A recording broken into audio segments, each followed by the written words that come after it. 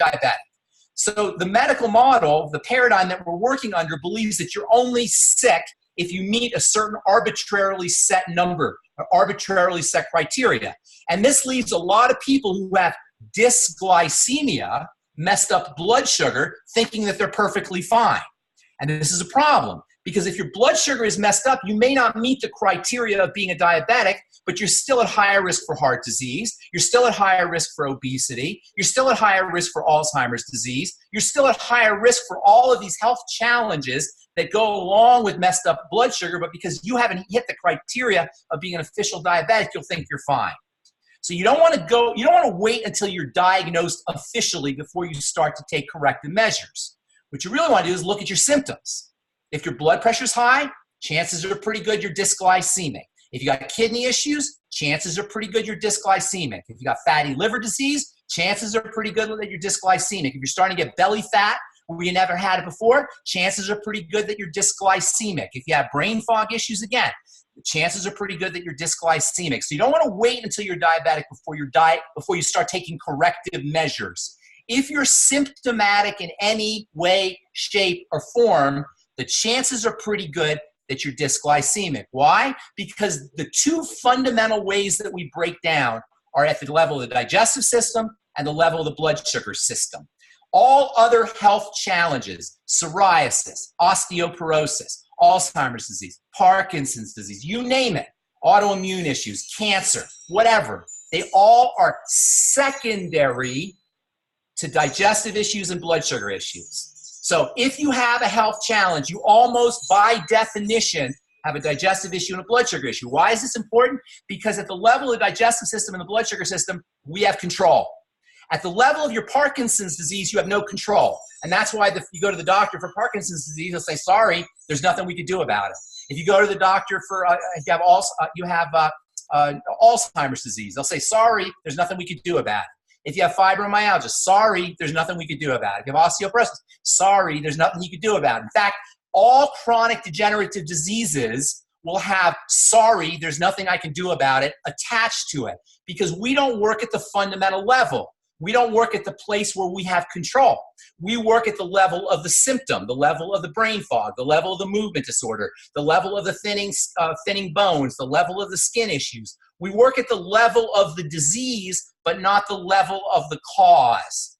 At the level of the disease, we're helpless. At the level of the cause, we have power. Now, I'm not going to talk about the digestive system, although that's always the first place to look. No matter what your health challenge is, if you want to get better quickly, work at the digestive system level. We're not going to talk about that. We're going to talk about the second place to work, and that's the blood sugar system.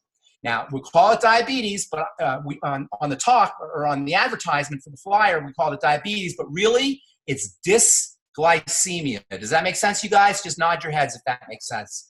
Okay, so we're working at the level of blood sugar. Forget the diagnosis. I call this the tyranny of the diagnosis, where we're ruled by our diagnostics.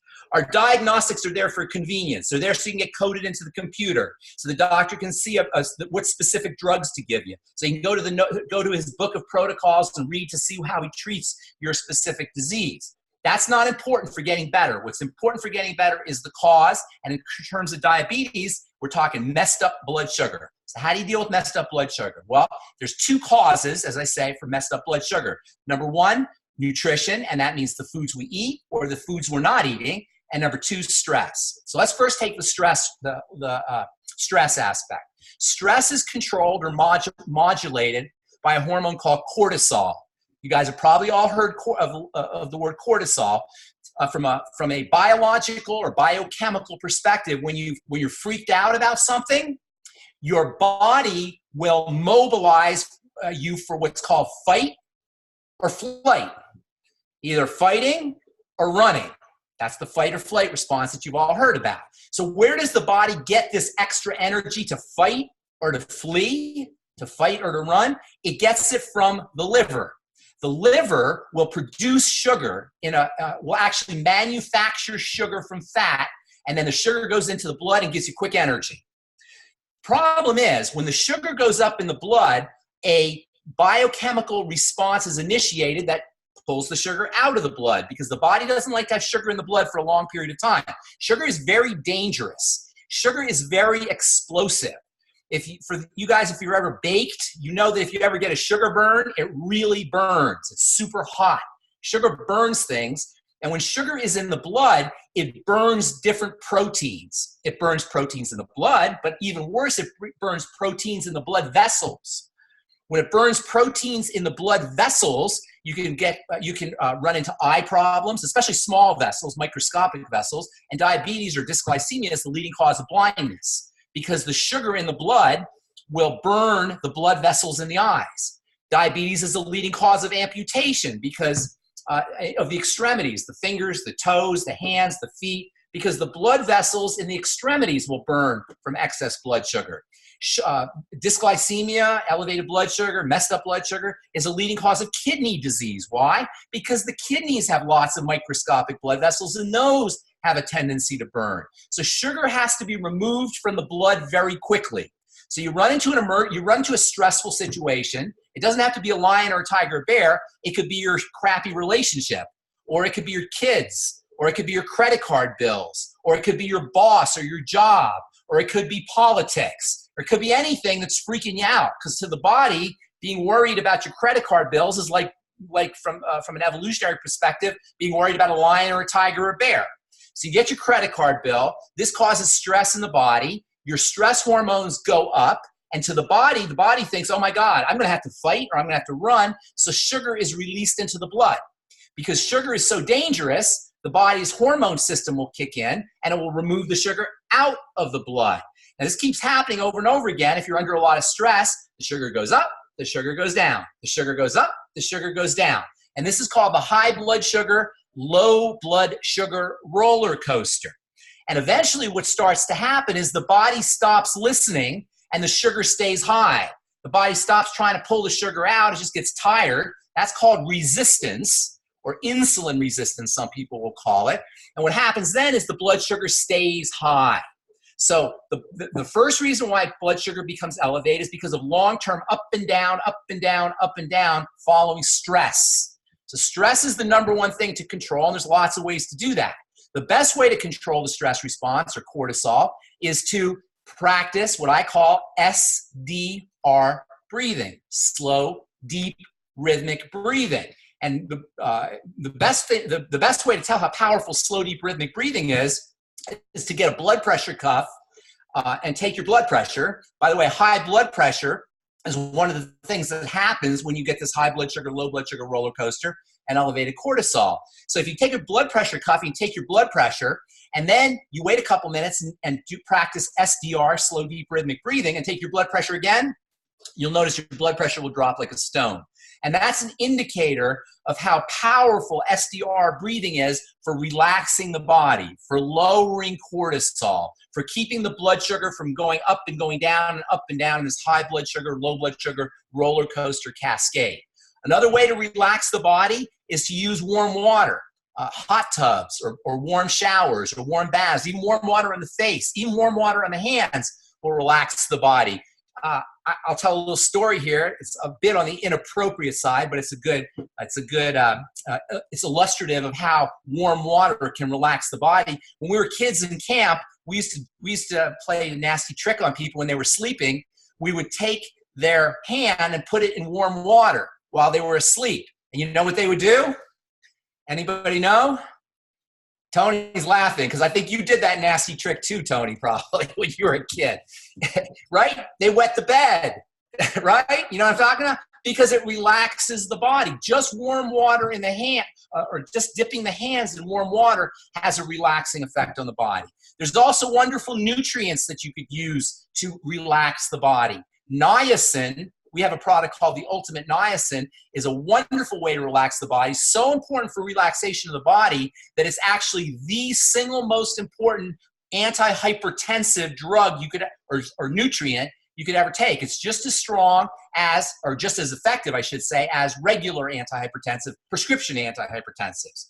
Niacin has a real nice relaxing effect on the body. In fact, niacin is actually used for social anxiety disorder. For people who get anxious when they're in social situations, they can use niacin to help relax their brain. and relax their body. So niacin is a nice anti-cortisol supplement. Selenium, we have a product called the Ultimate Selenium. That's also anti-cortisol or anti-stress. Magnesium is also anti-cortisol and anti-stress. And probably my favorite anti-cortisol, anti-stress supplement is called pregnenolone, Pregnenolone. Longevity doesn't have a product that contains pregnenolone. They don't have hormone products, but you can get pregnenolone at the health food store. Then there's the second point, the second reason why blood sugar goes up, and this is probably the most important reason why blood sugar goes up, and this is nutrition. Again, the food we eat and the food we don't eat. When I say food, I'm including supplements in there. Obviously, most people know that the foods that you got to stay away from if you have dysglycemia, messed up blood sugar, are foods that spike your blood sugar real quickly. Desserts, sweets, soda, cakes and candies, cereals are a real big problem. Potatoes, starchy foods, sweet potatoes, noodles, pasta, all of these will make your blood sugar go up quickly.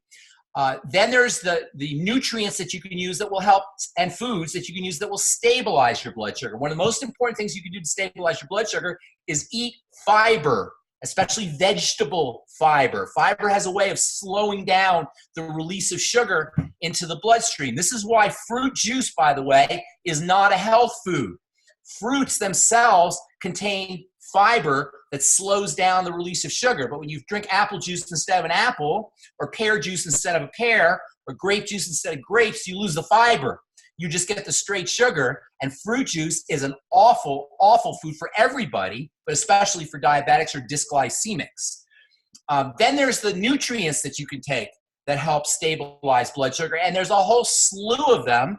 We have two products actually. One's called Sweeties that contains all of the nutrients that you need to stabilize blood sugar, and then also one that just came out last year called Glucogenics that contain all of the individual supplements for stabilizing blood sugar. But to go over a few individually, probably the most important supplements you could take for your blood sugar are the B vitamins, especially vitamin B1, which is called thiamine, vitamin B3, which we just talked about, which is called niacin, and vitamin B12. So the entire B complex, but especially B1, B3, and B12.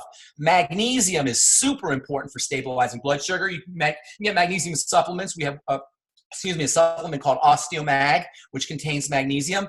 And then also magnesium is found in green leafy vegetables. In fact, the color green is magnesium. Whenever you see green in nature, that's magnesium.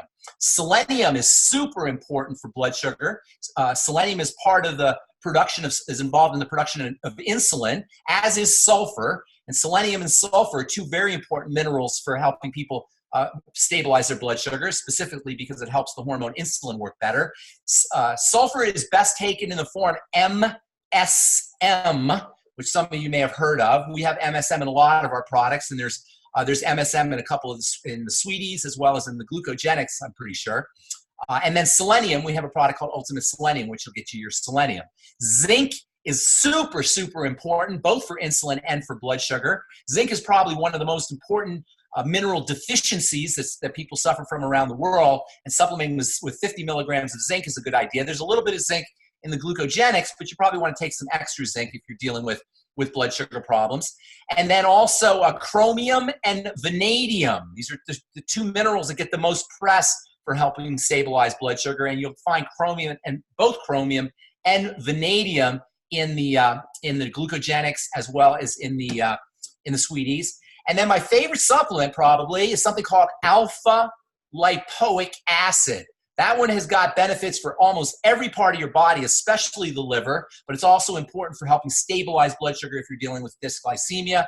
And unfortunately, alpha lipoic acid is one that you're going to have to get at a health food store because we don't have any products that contain alpha lipoic acid. So between keeping your keep your cortisol low, your stress hormone low, and then using nutrients that help your body stabilize cortisol, help relax the body, as we said, niacin and pregnenolone, etc.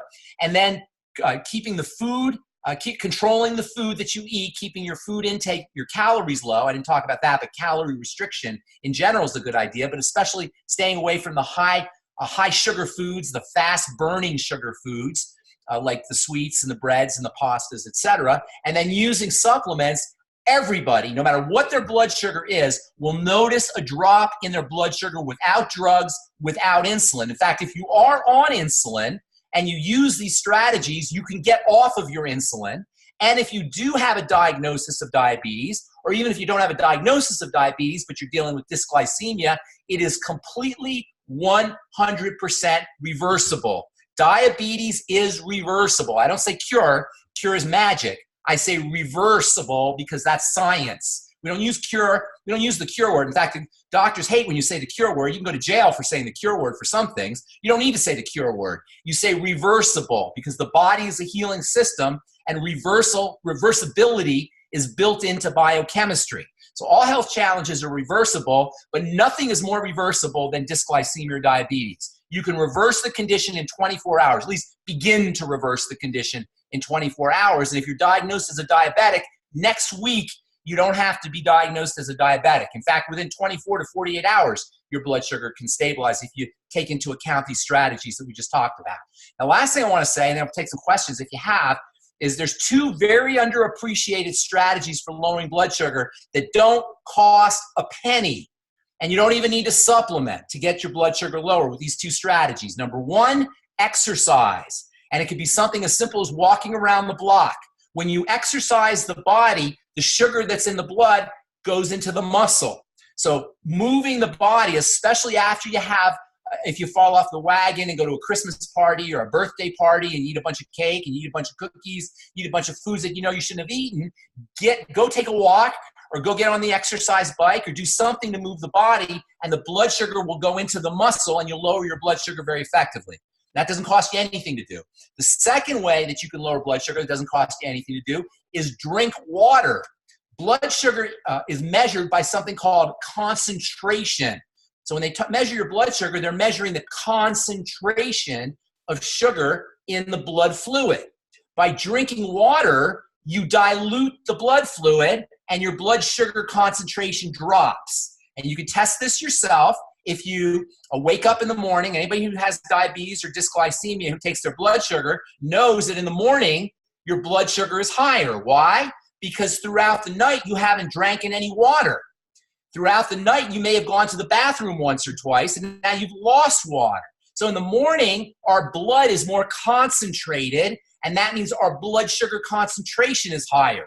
So simply by drinking 3 or 4 glasses of water in the morning, you can dilute your blood sugar. And also, as with exercise, if you fall off the wagon and you go to a Christmas party or birthday party, eat a bunch of sweets, a bunch of foods you know you shouldn't have eaten, wash it down with a bunch of water and you'll be able to dilute your blood sugar. And on top of that, you'll urinate more. You'll be urinating more frequently, and you'll be losing sugar through your urine as well. So drinking water and exercise are two real cheap, ineffective ways for you to lower your blood sugar. Between reducing stress, using nutrients that help you with cortisol, reducing or changing the way you eat, reducing the amount of fast-burning sugary foods, getting on a supplement program, exercising, and drinking water, nobody has to be dysglycemic. Everybody can take care of this problem, this really horrific problem, which is the leading cause of death in this country and a leading cause of misery, as well as a leading cause of blindness, leading cause of amputation, leading cause of obesity, leading cause of kidney disease. All of these things can go out the window if you just take a little bit of control of your life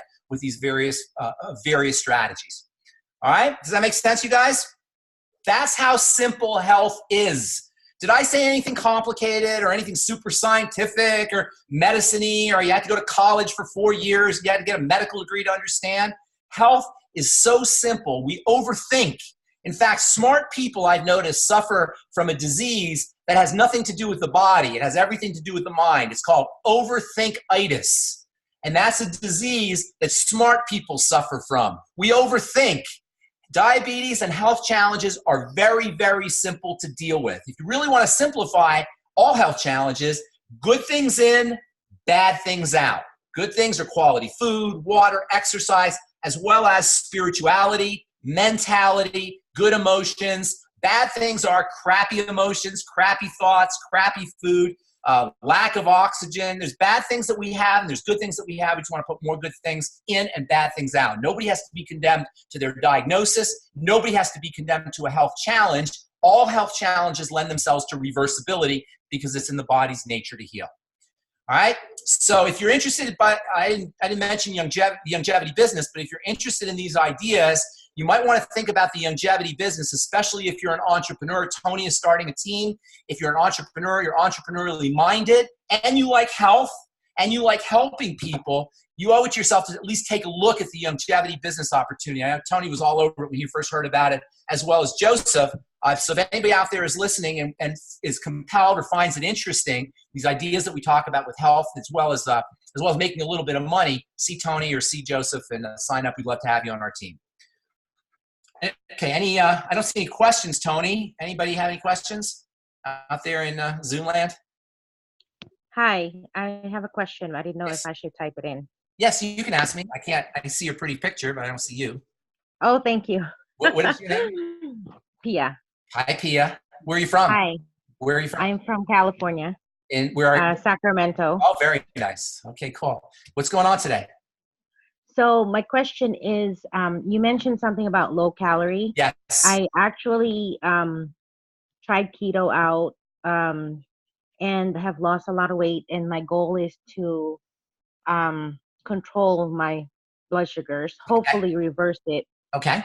But now I'm not sure whether to do low calorie or to do keto, because I know that keto has worked for me. Keto is low calorie. That's the way keto works. The ketogenic diet is a high fat, low carbohydrate, low calorie diet. If you're doing keto correctly, you're not going to do more than 12 or 1,300 calories a day. That's the secret. Okay. That's the secret to how keto works. And that's the mistake many people make when they start the ketogenic diet. They like the high fat. Everybody likes high fat. They can go low carb, but they don't do the low calorie. So bacon is not part of the ketogenic diet, sorry to say. Even though, that's what everybody wants is the bacon. Bacon is not part of the ketogenic diet because it's very high calorie. So if you do the ketogenic diet correctly, you can only have 2 strips of bacon for the whole day, or 3 strips of bacon. That's not a lot of bacon. So the key to the ketogenic diet is the combination of low fat, low carb, and low calorie. You have to do all 3 of those things to get ketogenic correctly. And when it's done correctly, it is the perfect way to eat. It's the ultimate way to eat. And by the way, this is just a little tip for you guys. If you're trying to lose weight or you want to go lower your blood sugar, try to eat or try to stop eating around 4 o'clock in the afternoon. And then don't start eating again until 11 or 12 o'clock the next day. And then between 4 o'clock and 12 o'clock, which is like 18 hours or 16 hours, 14 hours or 16 hours, you'll be burning fat. So you want to stop eating around 4 o'clock and then don't eat until noon the next day. That makes sense? So for the 8, you'll have almost 20 hours there, 20 hours of going ketogenic. So what fat sources should I use? Coconut oil, butter, avocados, fatty fish, eggs. What else? You want to stay away from vegetable oils. That's the one thing you want to stay away from. Ghee, G-H-E. I don't know if you ever heard of that. Mm-hmm. That's good. Yeah. Fatty fish, fatty vegetables, and eggs are probably your best sources of fats. And coconut oil. Okay. Okay? Okay. Thank you. Thank you, Pia. Anybody else? All right, well, that's 4:30, so that's perfect. Please see Tony. I don't know how many people are on now listening, but please see Tony or Joseph if you guys want to join the Brightside Ben team. I can help you build your business. As I told Tony, and I haven't told Joseph this yet, but I do 3-way phone calls. So if you want to build your business, I can help you build your business. You don't have to feel like you have to be a healthcare professional. I can take on that role for you, and we do 3-way phone calls with your prospective clients or customers or patients or people who want to join the business. We are interested in your success because our success depends on your success. And we want to build an army of people who are interested in helping people change their lives at the most fundamental level there is, which is the level of good health and wellness. Pharmacist Ben. Yes. I have a question. Yes. You kind of touched on intermittent fasting. Yes. And that's what I'm doing. I want to know how to best utilize the longevity products when I'm doing the fast. Yeah, the best way to do that is to load up with nutrients so that when you go through your fast, you have lots of the B vitamins and vitamin C and your fatty nutrients, your minerals in your system. That will make it easier to go through your fast. So make sure you're loaded up with the nutritional supplements before you start your intermittent fasting program. And then when you fast, it'll be much easier for you to go through your fast because you'll have the nutrients. One of the neat things about nutritional supplementation is you need less calories to get by once you have supplements. The job of the supplements is to help your body utilize calories more effectively. So the more vitamins and minerals you have in your system, the less calories you need to get the same amount of energy. And that's why one of the first things that happened when people start on the Beyond Tangy Tangerine, or really any supplement program, is you'll find you're less hungry because you're getting better use out of the calories that you're eating. If you don't have the nutrients, you don't get the use out of the calories, you'll end up needing more calories. So as long as you have enough nutrients, you're loaded up with the Healthy Start Pack, the Mighty 90 Essential Nutrients, you'll find it's much easier to go through your days, your fasting days when you're doing your intermittent fasting. Great, thank you. Yes. I have a gal here, who's a pretty lady who's looking at me. Not really. Hi. Oh, she's gone. Now I got Captain Tony. All right. Looks I like want the pretty lady. I want the pretty lady back. looks like looks like Alyssa and Maria have a question. Where does longevity come into the conversation about sugars and better health? Sounds like some intermittent fasting right there. No. 3 ways. Glucogenics. That's the glucogenics, the sweeties, and the Healthy Start Pack. We have 3 products that go together called the Healthy Start Pack. The Healthy Start Pack is all of the nutrients you need for everything. They're like the baseline. Everybody needs these 90 nutrients. We call them the Mighty 90 Essential Nutrients. They're in the Healthy Start Pack. And that forms like the center of a wheel, the hub of the wheel. And then there's spokes that go around the wheel, and these are extra products that help with various health challenges. So the hub of the wheel, the center of the wheel is the Healthy Start Pack. That's the Mighty 90 Essential Nutrients. Then if you have diabetes, you got the glucogenics, and you have the sweeties. If you have an eye problem, you have the occutive. If you have a brain problem, you have synaptive. If you have a bone problem, you have the OsteoFX. If you have a prostate issue, you have the ProstFX. If you have a female health issue, you have the FemFX. If you have a heart problem, you have the CardioFX. But the hub is the Mighty 90 Essential Nutrients. If you want to deal with diabetes, you take a spoke up here that's called glucogenics, or a spoke up here that's called the sweeties, or ideally both. And it's all put together in a package for you called the Healthy Blood Sugar Pack, if you want to just buy the one package. So we try to simplify things. We want people who don't know a lot about health, but know enough that they want to supplement to be able to enjoy supplementation effectively without brain damaging it. So we've created packages for different health challenges, and even packages for people who don't have health challenges, who just want to get the basic Mighty 90 Essential Nutrients. Does that help, Alyssa and Maria? Thank you. There's my pretty friend. Hi. Hi. You can't see me, but I can see you. You're laughing. Who are you? What's your name? Going with my hand in front of my face? Yes, you with the hand in front of you. Who are you? Feline. I actually got in late on this. I couldn't get the program to work. You missed the good news. Pardon? You missed the good news. I did.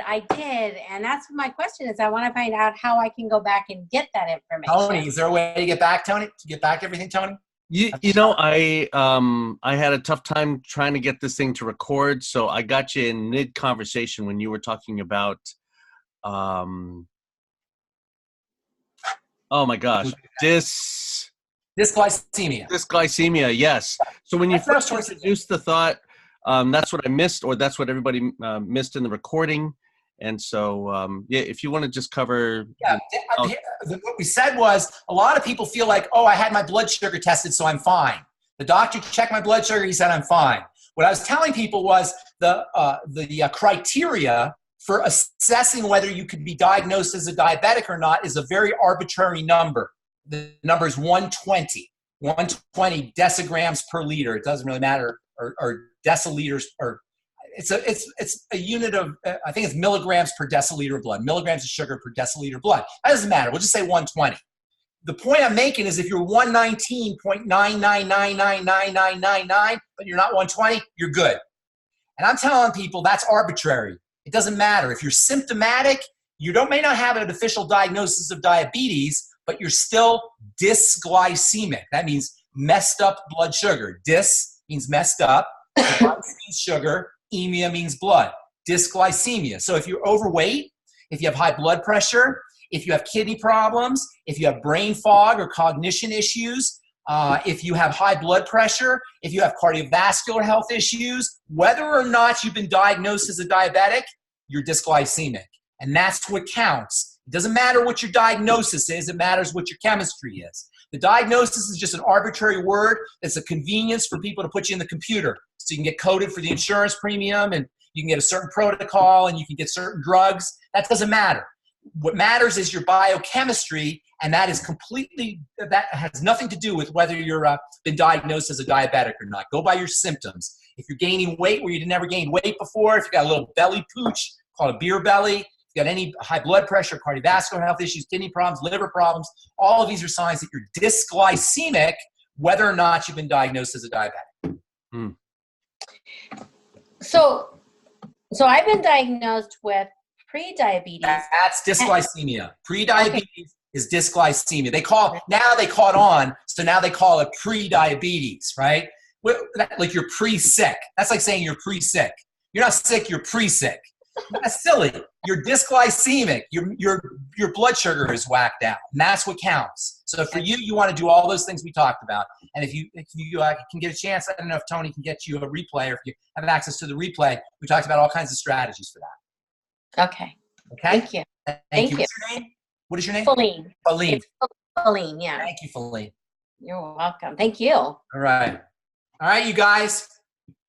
We'll do another one soon. We'll do one on some other juicy topic, arthritis or digestive problems. Thank you so much, everyone. Thank you, Tony, for putting this together. I'm Pharmacist Ben. Check out my radio program, The Bright Side. We talk about this kind of stuff all the time. And if you're interested in joining the Bright Side or the Tony team, the Captain Tony team, we'd love to have you on the team. So get a hold of Tony or Joe. All right, you guys. One last thing. Yes. It appears that Alyssa and Maria have a question about thyroid issues. Okay. Thyroid issues. Okay, that's good. Alyssa and Maria, remember I said at the beginning, I don't know if you heard this at the beginning, I said all diseases are secondary to digestive problems and blood sugar problems. Think of it as a line. What happens is we get digestive problems at a very early age, and that tends to lead to blood sugar problems, and that forms a line. Once you have blood sugar problems, that affects the stress system, the stress glands. Once you have stress gland problems, your thyroid drops. So hypothyroidism is the tip of a triangle whose base is the digestive system and the blood sugar system. The way you deal with hypothyroidism is you relax the body, you lower the cortisol, all the things we talked about, the cortisol, and you stabilize the blood sugar. There's nothing a doctor can do for the thyroid. Nothing. Zippo. You'll get Synthroid. That's all you'll get, which is fake thyroid hormone. There's nothing they can do about it. That's one of those diseases that they just say, sorry, there's nothing they can do, because they're not addressing the causes. The causes are at the bottom of the triangle. The thyroid disease is the top of the triangle. You work backwards. You relax the body with your slow, deep breathing and warm water and massage and spiritual mental techniques. Then you stabilize the blood sugar with everything we talked about. One thing we didn't address is the digestive system. Maybe we can do that later. I call this, by the way, the triangle of disease. I don't know if you guys ever heard me talk about the triangle of disease. The triangle of disease are the 3 points of bodily breakdown that are behind all health challenges.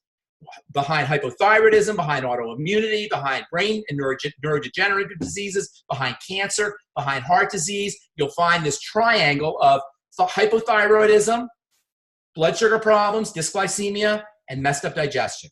All health challenges. So the way you deal with thyroid disease is you relax the body, stabilize the blood sugar, and correct digestive issues, and then get on the Mighty 90 essential nutrients and do your basic nutrition. Just keep in mind, there's nothing a doctor can do. It's a waste of time even to go to the doctor for hypothyroidism, because there's nothing to do. And they'll tell you. I'm not insulting anybody. They'll tell you there's nothing they can do. Okay, Maria and Alyssa? Thank you. All right, you guys, we'll talk to you soon. Check out my radio program and talk to Tony and Joseph if you want to sign up. Love to have you. Bye, everyone.